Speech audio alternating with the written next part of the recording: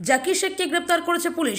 ধৃতের বিরুদ্ধে নওদা যদুপুর গ্রাম পঞ্চায়েতের উত্তর দাঁড়িয়াপুর মোমিন পাড়ায় হাসা শেখকে খুন এবং দলের দুই নেতাকে খুনের চেষ্টা অভিযোগ রয়েছে।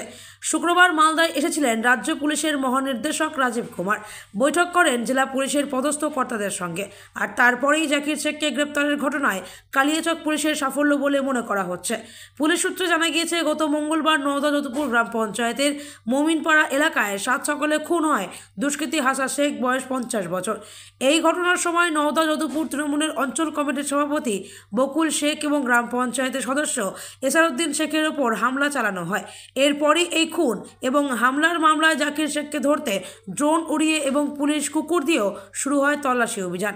তারপরে গতকাল গ্রেপ্তার হয় জাকির হোসেন। ধৃতকে 14 দিনের পুলিশ হেফাজতের আবেদন জানিয়ে আজ মালদা জেলা আদালতে পেশ করল কালিয়াচক থানার পুলিশ।